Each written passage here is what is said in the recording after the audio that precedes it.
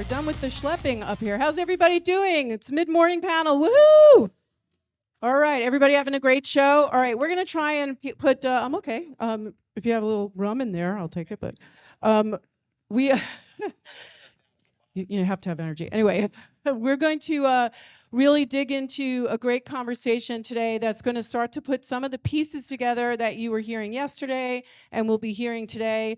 Obviously, AI is the pretty girl at the party, but we're going to try and really break it into pieces so we understand how it's being applied to the pipeline and get into what metadata really means. So first, let's do just an intro to the panel, and we have a lot of you. So I know you can't tell your whole life story, but set up the stage for us about your roles and how it's relating to this topic.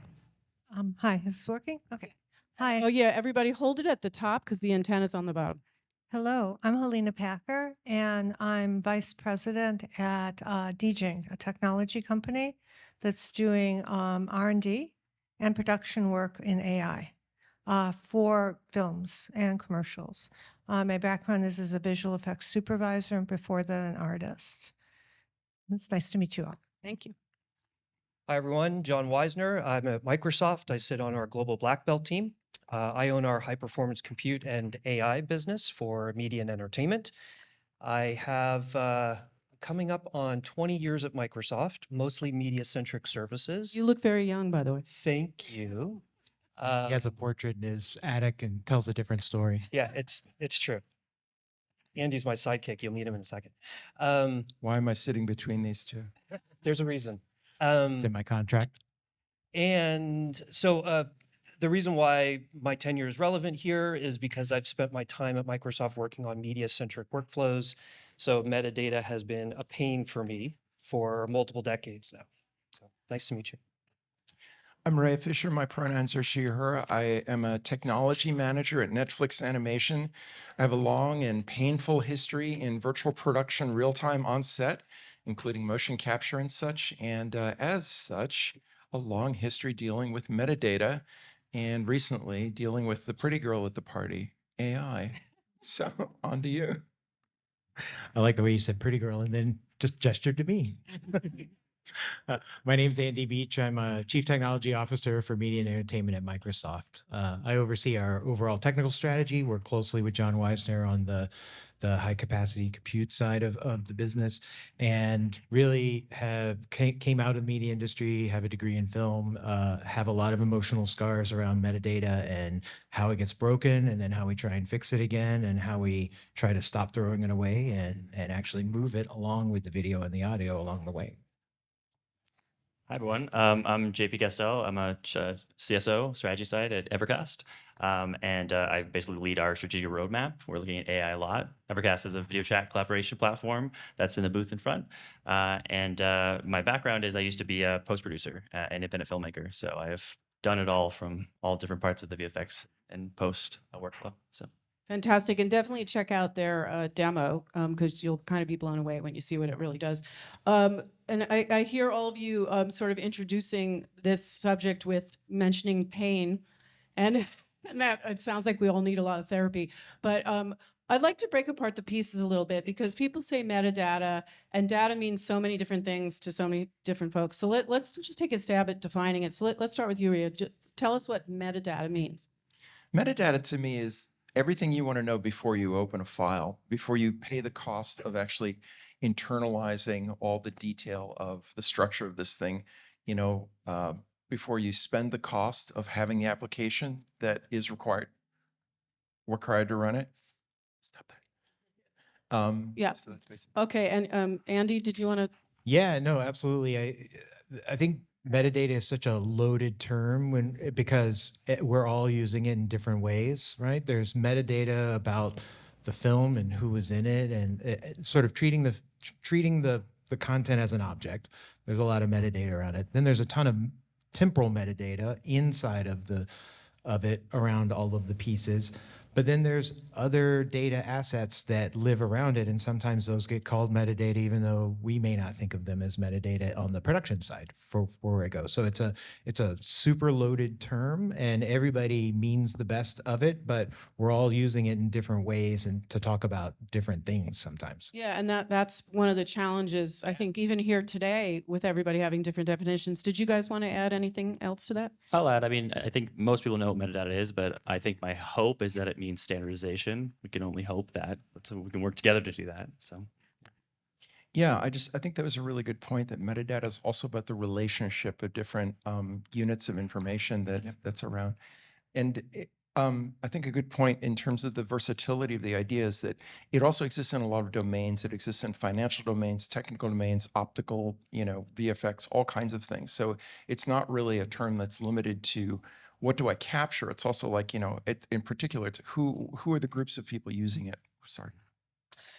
And I will just say, I hope that the concept of metadata starts to change. We've been working around what metadata has been.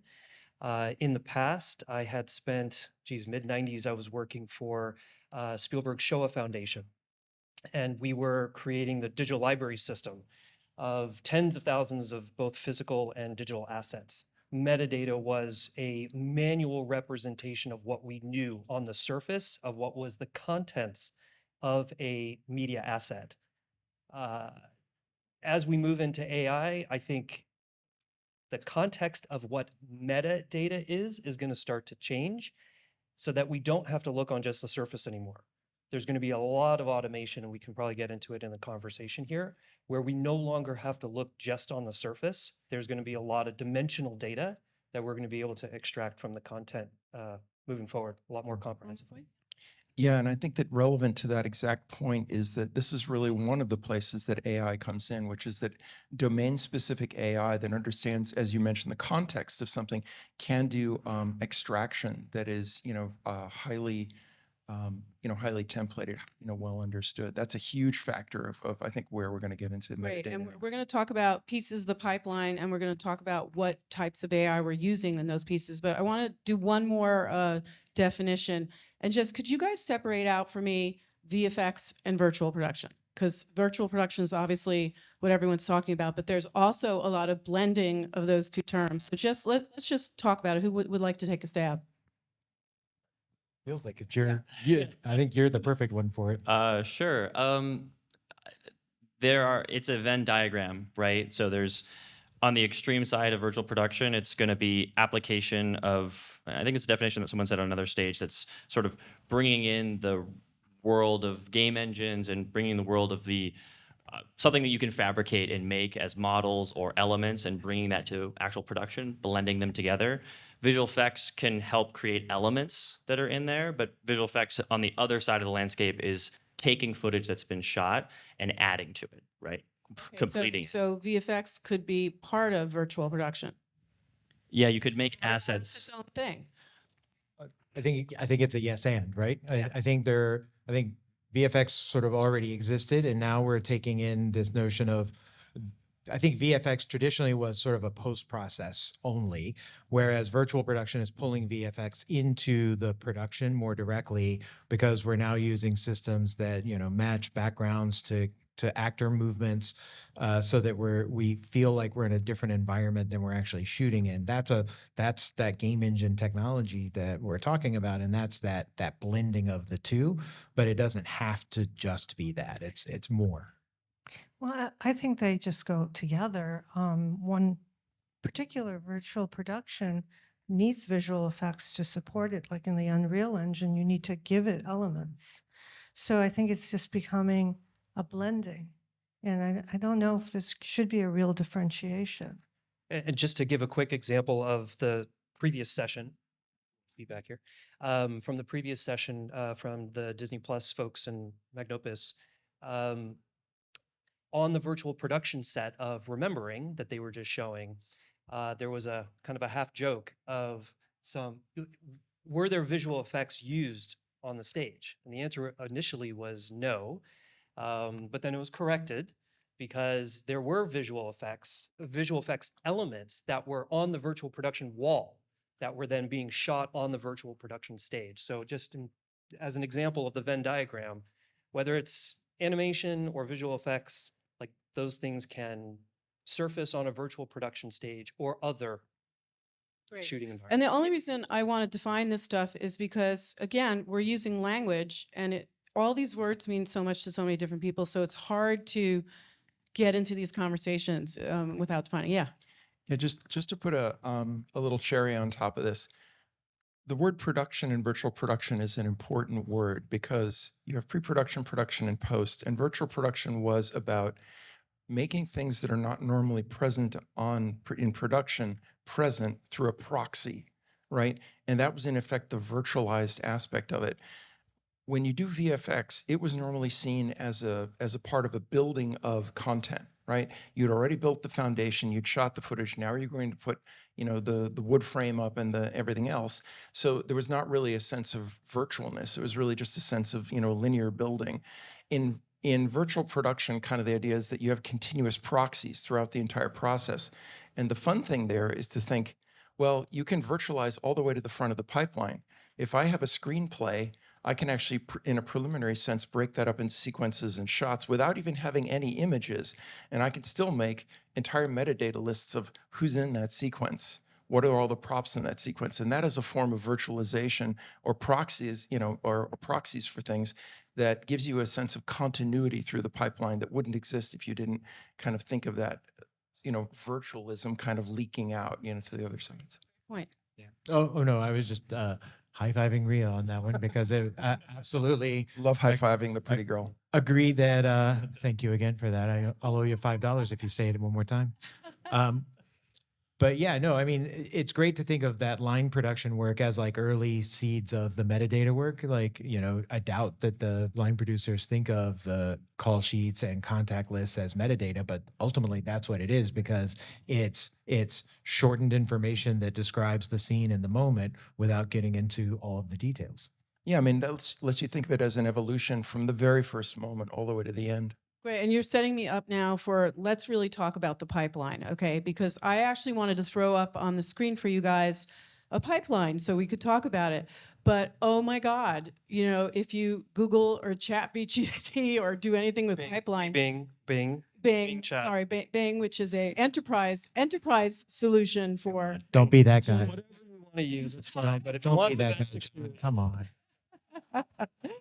But yeah, well, you guys are sort of paying for today. Anyway, so let's talk about the pipeline. So for this, we're just going to really simplify it, and we're going to do pre-production and post. But trust me, I understand it's much more different than that, and especially now with virtual production, where we're kind of shifting what we used to think was post into the front. But let's talk about pre-production. Let's start with you. And again, now we know we've defined metadata, we've sort of defined VFX, virtual production. Tell me, when you're thinking about applying AI to those areas in pre-production, what's triggers for you? You're deep in this area. Well, it all begins in pre-production. So you begin with a script or an idea, a treatment.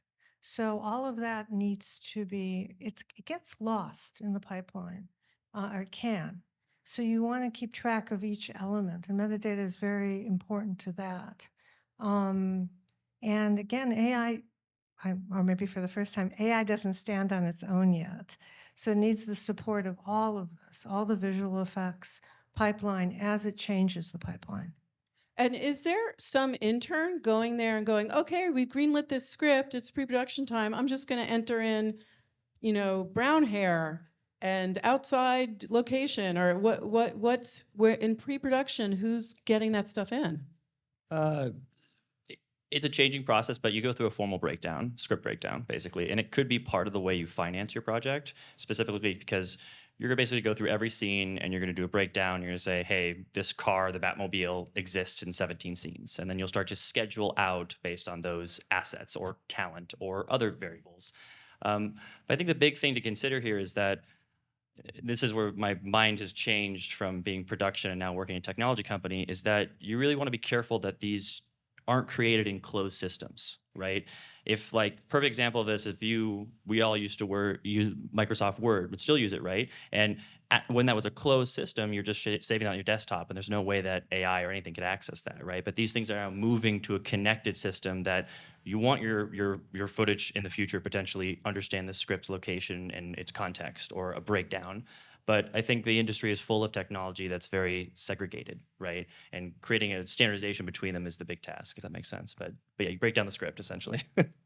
Yeah, no, that's a great point. And like, if you think about it, like we've always had interoperability and standards around the video and the audio, because without that, there's not a lot of point in shooting anything if you can't watch it anywhere else.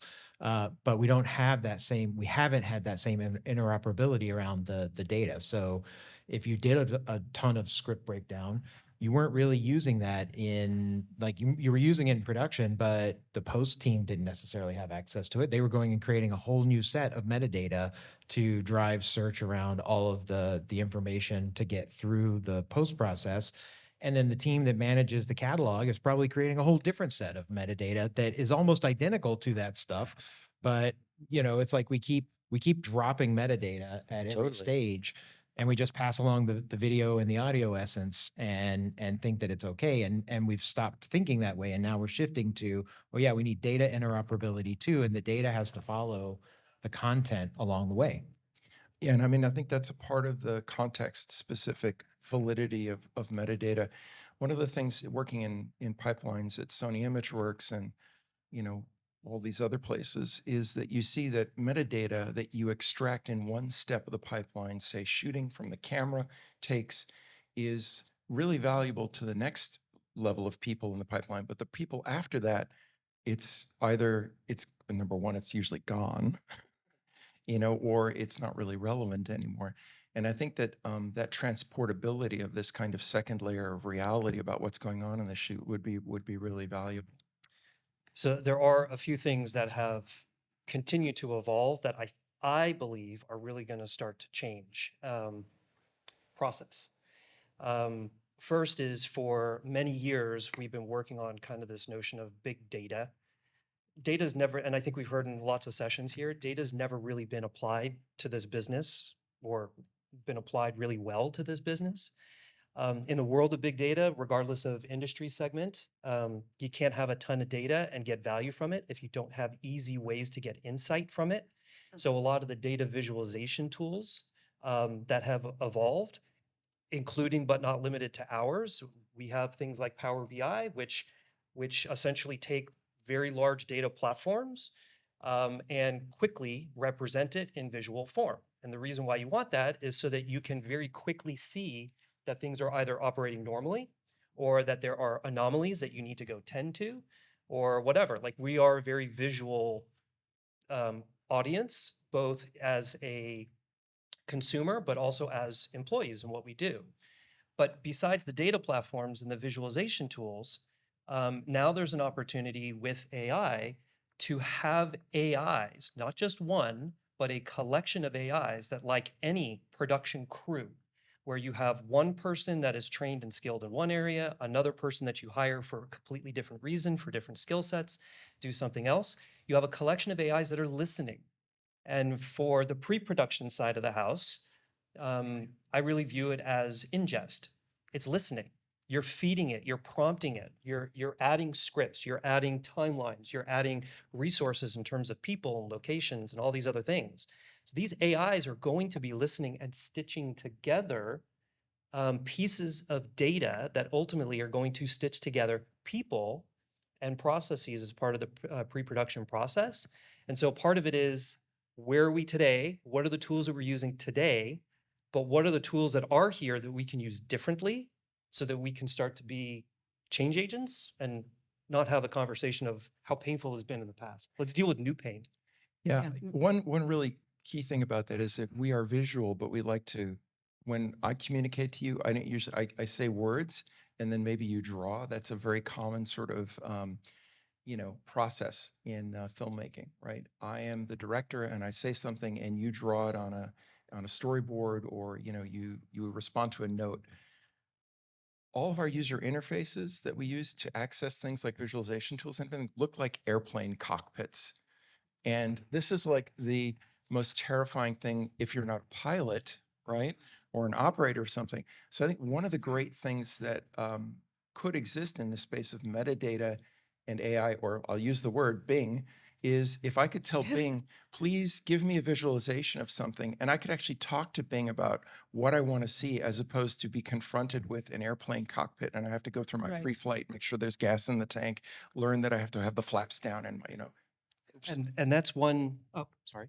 So no, go ahead, and then we'll So go. I want to that's- hear some examples of pre-production AI application too. Yeah, so that's one thing that you can do with Bing Chat today or OpenAI or other models is you can now be in control of how you want the information that you're requesting rendered to you. So you can go today and you can try and say, hey, I want this information. Give me the top, 20 visual effects companies in the following region, but give it to me in a table format and add the following pieces of information. So if you are someone who likes information in a table format, it can do that. If you want it in a mind map, you can do that. Over time, things are going to get better. So much so that if you were to hire your own assistant and tell your assistant how you like that information provided to you, these things are going to be able to do that. And just in terms of pre-production and the example, so across a series of advertising agencies who do pitch decks, as an example, they're looking to automate the previs process, particularly creating storyboards and or animatics, not for the purpose of production, but for the purpose of being able to pitch to their clients.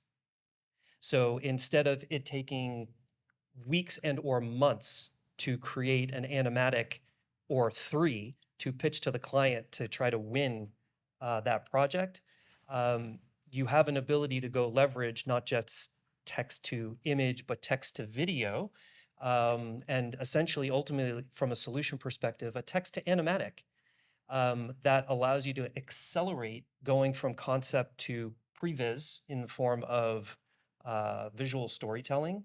Again, not for production, but from a pre-production perspective. Yeah, Helena, I know you want to.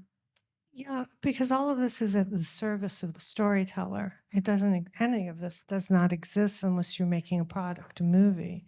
So for artists, for any kind of visual artist or a writer to use this, director, they have to be incentivized in a way that speaks to them, that keeps them in the creative zone, or they'll reject it. Oh, that's a really good point. Andy? Yeah, I love the examples that John was giving around the sort of text to image, text to video. I don't want to, we shouldn't lose out on or underscore the text to text capabilities that AI has. One of the first use cases that I found wildly helpful was just that script breakdown work of being able to hand it a URL that's a script, even if it's just one that's in flight, and being able to do queries around, which characters are together in which scenes, which props are needed, because that does start helping build out those tables and that data, but also having it as something that's queryable, being able to ask in natural language, about this, and then once you have a lot of scripts, particularly in a large universe, then being able to feed it a new script and ask questions of hey, would this character use a gun, or would it use a sword, or would something else, is this in canon effectively, is a huge value saver, not because we're not already doing that work, but we're saving time, and we're using the system as basically a virtual assistant to speed up that process. That's great. Yeah, I'd love to go back to what Helena said, though, and I think that's something we really can't lose sight of in this, which is this is in service of the storyteller. And in the realm of ideation, which is the one that you're referring to with, creating options for a client, this is a sort of an arm's length relationship between an agency and a customer. I think that if you talk about AI in service of a storyteller, that's a much more direct feedback loop. And one of the most challenging things, if any of you have ever tried with AI, is to say, I know what I want, I just want to get AI to draw it almost impossible, right? It's that prompt engineering that we all keep hearing about. Yeah, good luck. I Yeah, that's. I think these are really really important points. And the big takeaway I think we're all getting is that there is talent that is needed to use these AI engines. JP, I want to jump over to you and jump into production now, because you were sharing with me yesterday literally ways that you're using Evercast in production, leveraging AI and metadata. So just give us some examples so that people really understand how this is working. Yeah, my view on production.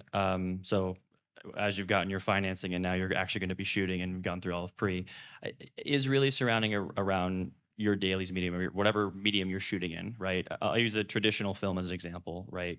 So if I'm shooting on a red or an Arri or even Blackmagic as in here, right? Creating a file, original file, and that's going to live somewhere, right? Through a DIT on a set that's going to be captured, categorized, put on a giant hard drive, maybe sent to a facility. But there's new technologies like camera to cloud on many different platforms where a smaller version, a dailies or an offline version of that will go into a cloud either automatically or be uploaded later. And I think that is a resource of all that information in that clip that we can look at. If you have certain applications, you can figure out, really easily like what size it is, what frame rate it is, but there's even more things you can build in, like what scene was it, what script, what part of the script, what characters could be in there.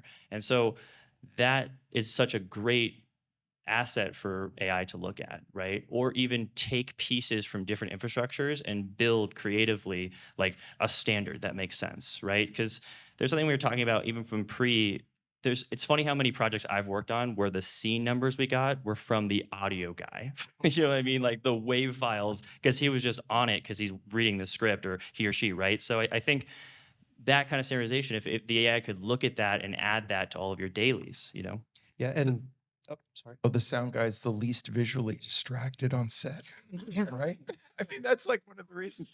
Totally. But there are 2 points you brought that are kind of interesting. One is that the size of a raw file out of an area or something like that is one of the key reasons for metadata, right? Is that once you have that enormous original file from the camera, which it's even challenging to look at without some interpretation of color or something like that, you don't really want to open it. You really want to deal with it in the abstract. So it's a super motivator for metadata. But now our tools are so cheap and so capacious that we don't really have that kind of threat anymore. Right. So Love that word, capacious. That's awesome. I haven't heard that in the last 2 days. Let's hear it for a new word. Somebody's playing Wordle. That's great. You were going to say something, John? So it's an extraordinary time because we get to live with a lot of the base reference data that we, I guess, have come to love and hate. But it just is both automatic and manual, right? I mean, even just from the kind of the semantics you mentioned in the metadata structure, it's one collection of information. The benefit that we have is that we have systems like Evercast and others that will help to automate ingesting that. If you complement that, not necessarily replace it, but if you complement it now, there's a tool which actually you can go check out. I'm pretty sure the URL is aka.ms/Vision Studio. So this is based on Microsoft Cognitive Services video indexer, or at least that was the previous name of it. And what this does now is look essentially at every frame as it comes by with computer vision. And it will detect not just objects and faces and other elements in the scene and automatically generate metadata and then slot it in as data into tables. It will also add layers of context. So it'll start to compare what elements and people are in scenes and what exactly is happening. So one of the demos on that site that you can go interact with is a scenario of a convenience store and people roaming around in there, and there's someone who's picking up something and accidentally drops, I don't know, a bottle of apple juice or something. Crashes on the floor, splashes, someone comes and mops it up. So with no metadata generated for this scene, you're now running vector-based search.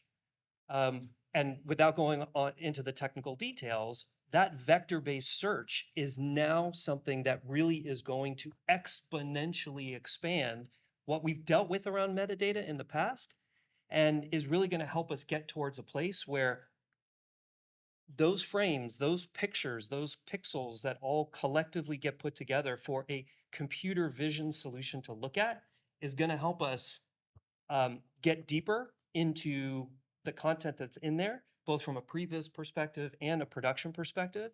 And it's also going to be able to, from a vector-based data perspective, it's going to help us start to get connected into all different dimensions of the production process. That's an archive dream right there. Think about all of you who are sitting on, billions of hours of video in your libraries from all your work. And now you can actually use tools like that to actually, take it apart.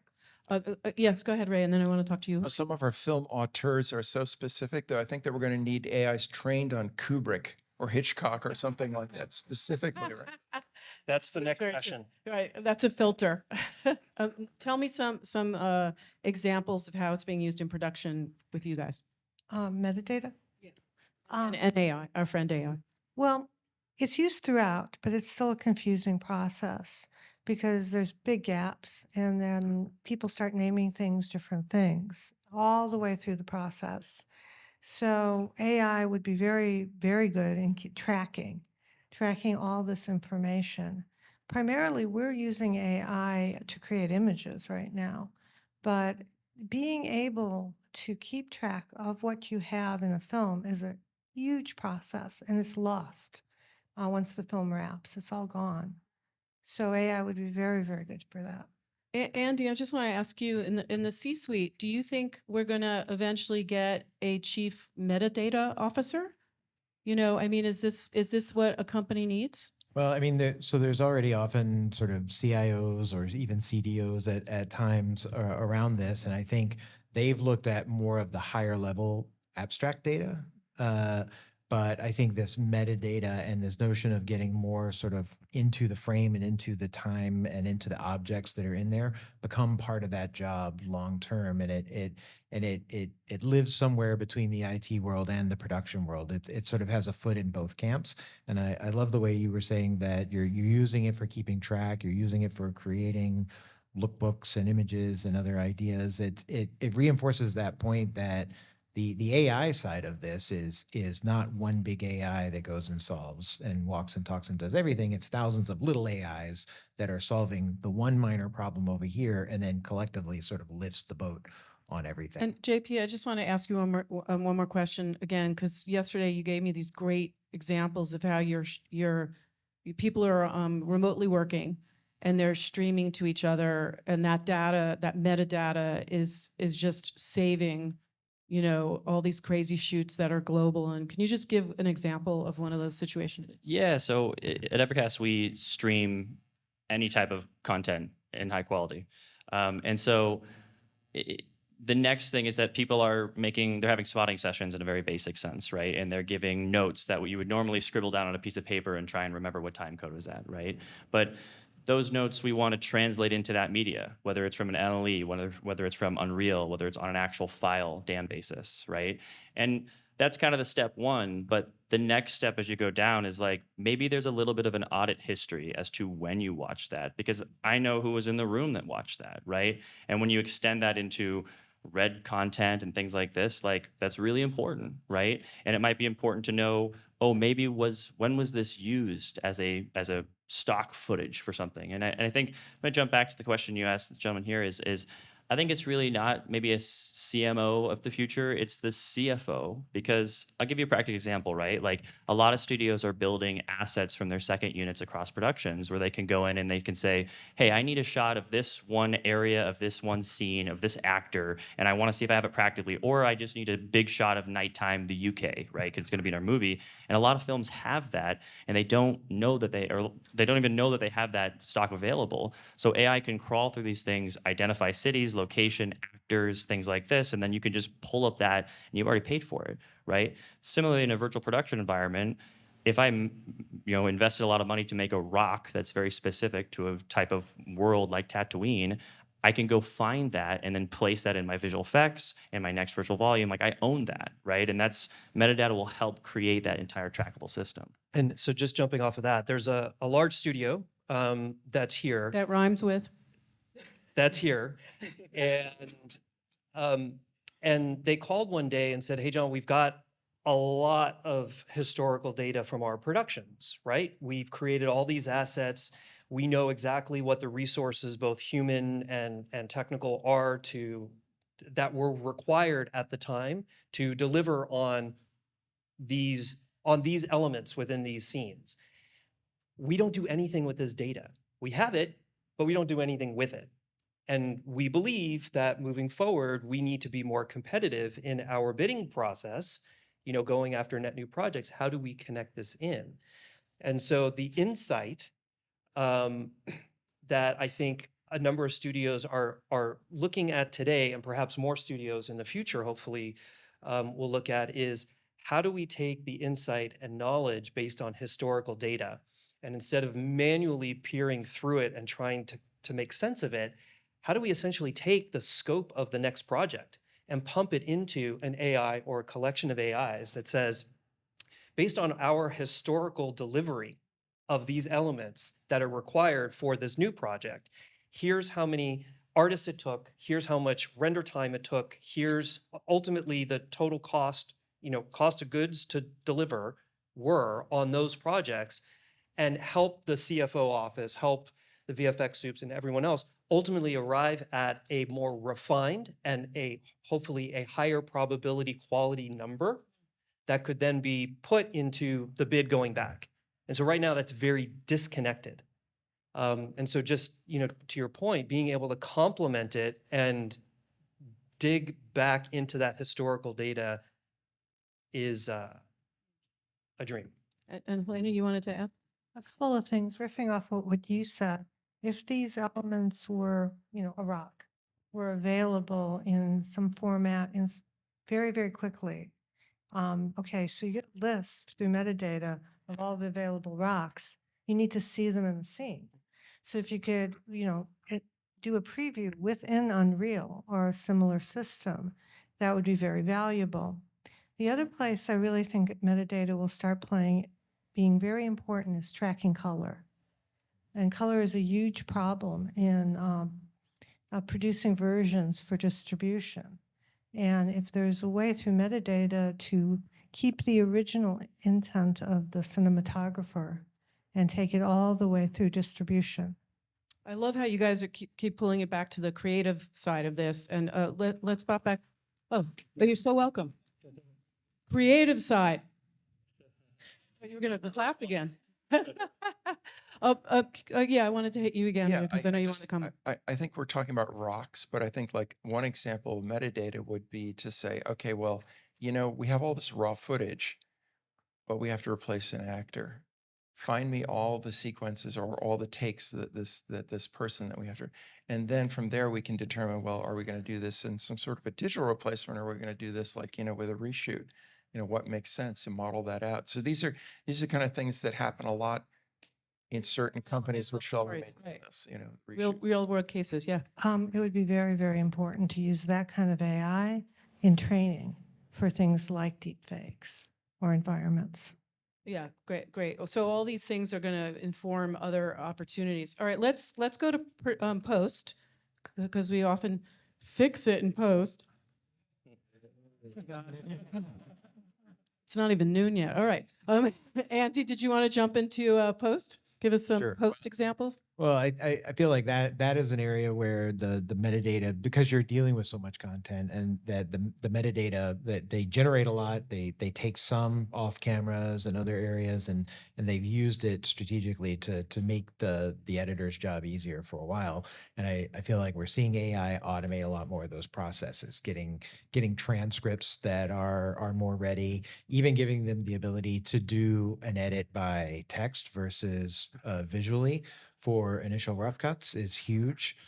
Even some of the work that Stanford and Adobe did a couple of years ago, where they were actually just handing a bunch of raw assets to various algorithms that were trained and saying, all right, give me the rom-com style of this edit, give me the dramatic version of this edit, and being able to, just experiment with like, how does the raw footage look treated in these different styles that that, are classic visual languages that, we've taught in film school, and we can now train models against to help speed up that process. Because again, it's not, we always get worried about replacing. None of this is ever really replacing. It's enhancing and allowing us to focus on other parts of the creative process more, and taking away things that tend to be more of the mundane parts of the work.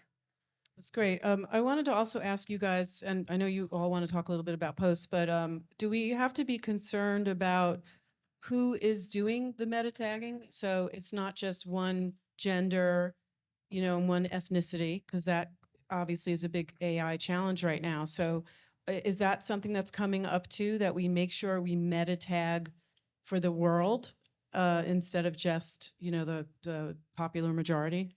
Anybody want to jump on that one?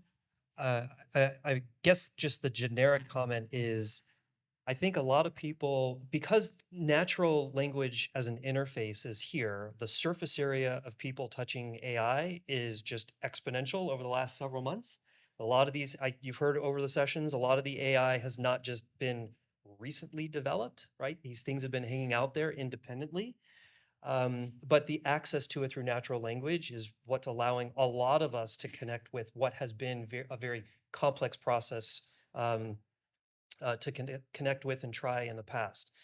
I think as we go try it, I think part of the danger is that you go and you try something, oh, I can create an image, or I can throw a log line in and generate a script. And everyone's like waiting for this magical thing to happen. And they're expecting this A+ quality something to be generated. And I think a lot of people are getting a result of, wow, I'm underwhelmed. And so a lot of it is around prompt engineering and not having the context of like, well, you need to have some skills to be able to prompt it in the right way. And my point in answering the question is, things are going to change. No one really has applied training to these AI models. A lot of people just going to use the existing model today, expecting the result that they want. As you apply training, particularly training in the context and comprehension that you want, the AIs are capable, right? There's nothing that says you can't train the object who is a person to be constructed in the following descriptions, right? I mean, it's metadata, right, for so many different things. So I guess I'm wanting to make the point that we're not stuck where we are today in AI. This is going to be an evolution, and in a lot of cases, like, we're in pre-production mode of AI. Nice. I like the way you did that. Yeah. Relevant to VFX, what is like the most important metadata in VFX? It's the notes. It's the completion, right? JP's shaking, yeah. And the thing is, and the thing that's interesting here to me is like, how well does an AI take notes? Like receive, I don't know if it's the notes. I think for me, as a visual effects supervisor, it was always the camera information. The notes are very varied, and it's good to keep track of them because they will change each day. Same person. But there was something I wanted to talk about that you asked about being careful on how we train. I think AI will take on all the prejudices of our society because it is going to take in all of that. And we probably are going to need gatekeepers. And think also what you were talking about are closed circuit AIs that train on very specific things. So legally you can use them. That's a great point. My AI is going to have a bad attitude. Okay. You wanted to add to that? Yeah, I just want to say one of the most horrifying things that you realize about AI image generation is whenever you ask it to generate an image of a woman, you realize that AI has perfectly internalized the male gaze. This is absolutely like, and in terms of like getting what you want out of an AI, I mean, if you're not an adolescent male and you're asking for an image of a woman, it's challenging, right? And so this is kind of like part of the reason I mentioned notes, which yes, they do change and things like that. But in terms of being able to work with an AI to iterate towards something you want, I think that that is a good example of you're fighting against exactly the prejudices that you mentioned that are embedded in this. And I also want to give a shout out obliquely. I want to give a shout out to 1984, Apple, a little video called Knowledge Navigator, little guy in a bow tie on a screen on a flat panel display, before laptops, before iPads, before everything else. It was the right way to do it. And I think that we kind of need to go back to a vision that people had that long ago, almost 40 years ago at this point, before they had all the prejudices of how AI works now, and look at, in the domain of a personal assistant, in that case for a college professor, like how could this work? A conversational interface with visual feedback and a personal presence. I think that if Microsoft, like took that on as something that said like, hey, we want to integrate all our applications with that kind of, God forbid, I won't say the word Clippy. Clippy. I loved Clippy. Clippy was my friend in I college. was going to make the reference. Well, there's a lot of people who just say ChatGPT is Clippy in a new disguise, really. I think to go back to the question around like where the inherent racism, sexism, and others that the AI may bring with it. I think what is great about this, I think we all acknowledge that like it is just a reflection of what society has, because that is what it is trained on.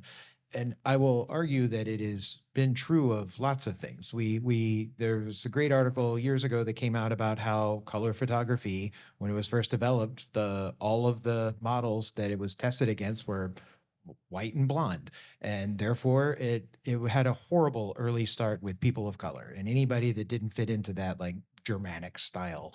And it took 50 or 60 years before we really had conversations around that.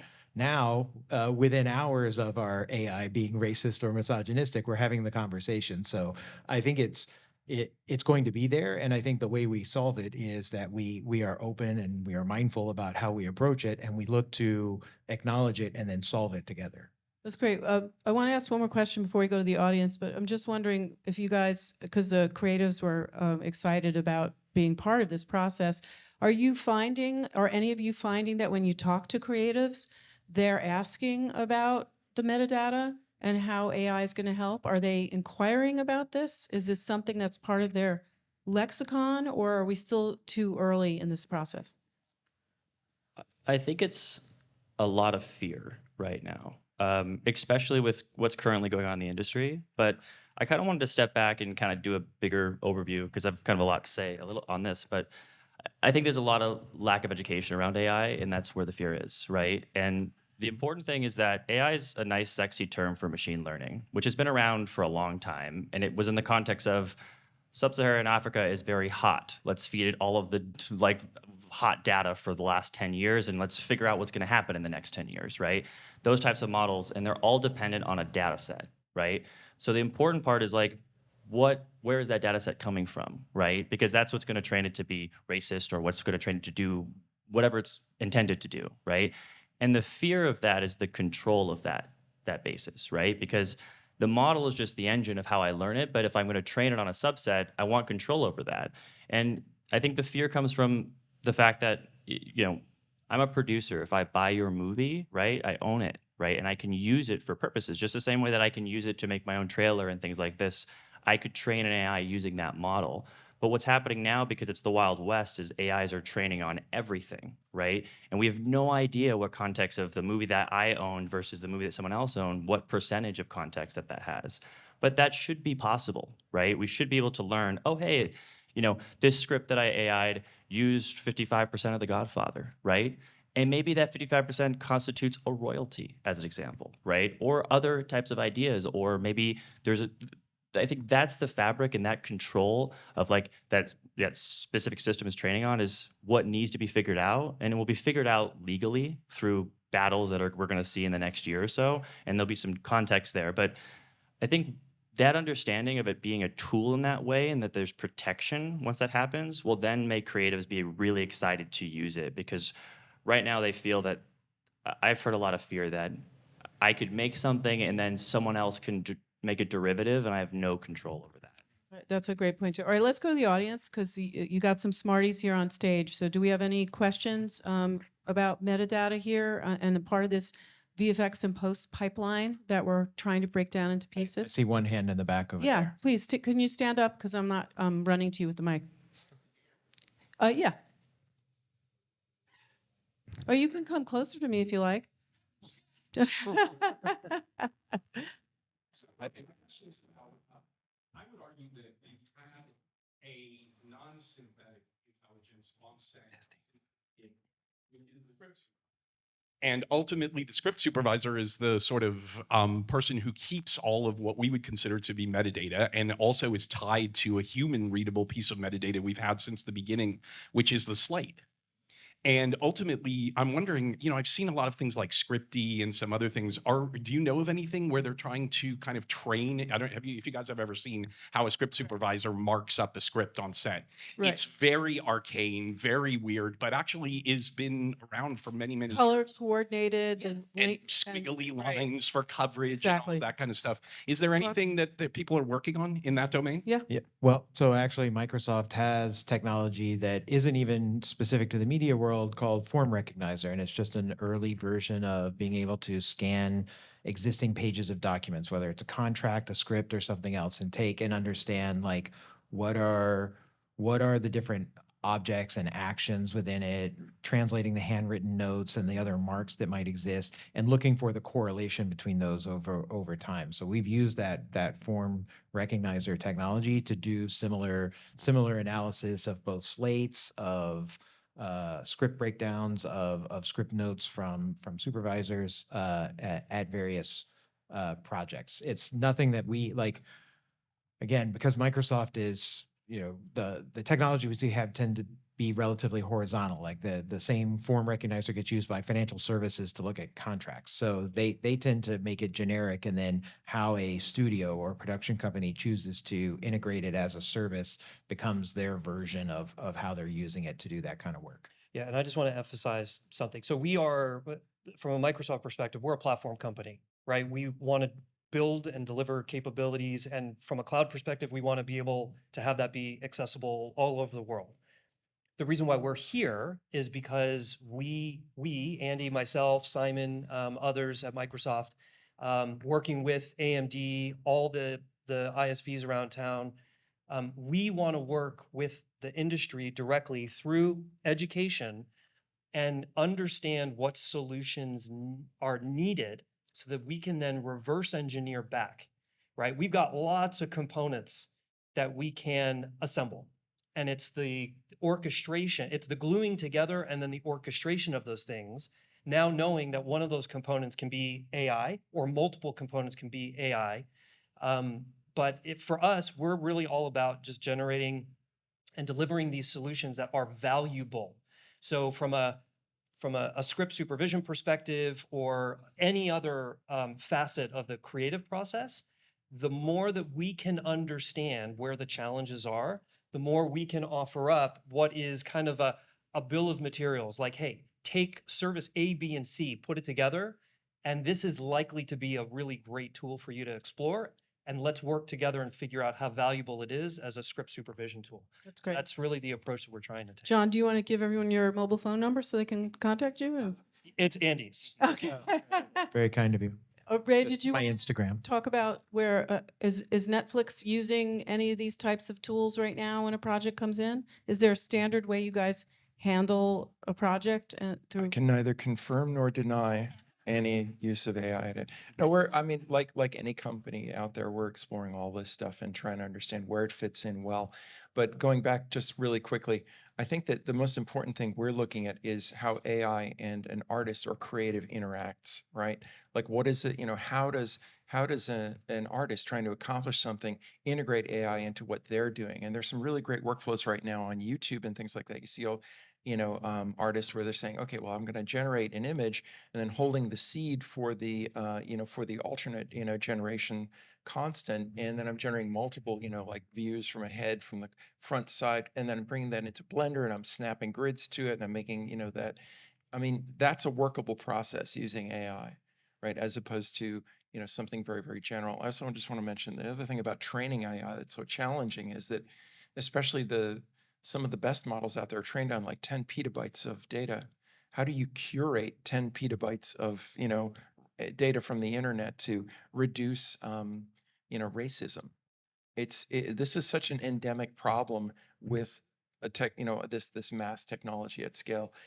We will solve it, but I'm just going to say, I'm just pointing out that it's not easy, and it really is something that's burned into us. Let's do a lightning round because we have a couple of minutes left just going down the pike here. What you would like filmmakers maybe to do to jump into this metadata game so they can use AI in the production process?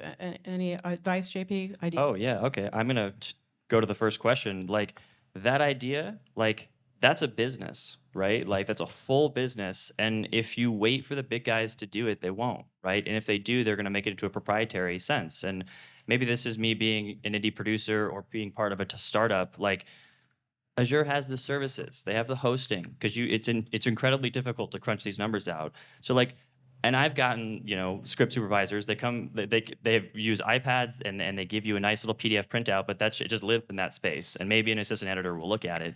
That's a perfect opportunity to take that, use a service to scan it, and then bind it. Maybe make a plugin for Resolve or Premiere that adds that to that standard or the ecosystem standard as an example. So that's what you should do. Use these tools to create a business like that. That's an opportunity, Andy?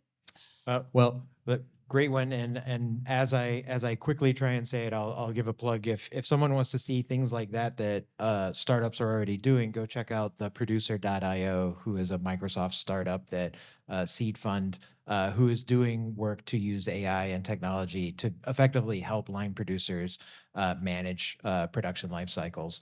I think overall for filmmakers though, and metadata, I would say, don't over-index on worrying about metadata. Just kind of think about the fact that everything you're working with is metadata to some degree, and you're going to be using AI in the future to interpolate it into something for the machine or for the next part of the process to learn and understand.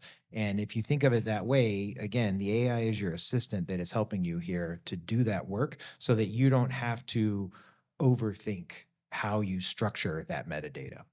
Great point, Rhea. Yeah, just really quickly, if you hire a scriptie and they're on set and they're working, it is literally written into their contract how they're going to deliver their metadata to you, and it's usually in the form of a PDF. This is why bringing up the idea of like a form reader to extract that is interesting. You have to also be really careful that that's legal for you to do, right? And this is actually where we get into the tricky place of workflow in a legal sense and metadata, which has been traditionally a problem for virtual production because virtual production has been shut out of a lot of advantages that it could bring to production because linear workflow is literally written into the legal contract structure of most productions, right? I can't, as a post house, begin working on a sequence until I receive a turnover and an art package as part of a contract and things like that, right?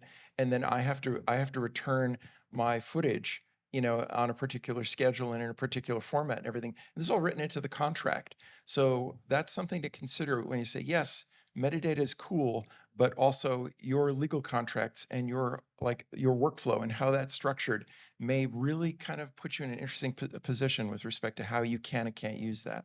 That's a great point. Lawyers will always have jobs. Their AI is assured. I got so many things I want to say, but I won't. So just on the legal front, just know you can take the terms and conditions of the contract that's specific to the project that you're working on and train it. Train the model that you're working with so that it can work with you as a support mechanism to remind you that the terms and conditions in project A allow you or deny you the ability to do blah, blah, blah. If you go try to do something this way, it will provide you some notification that says, hey, I know you want to do it this way.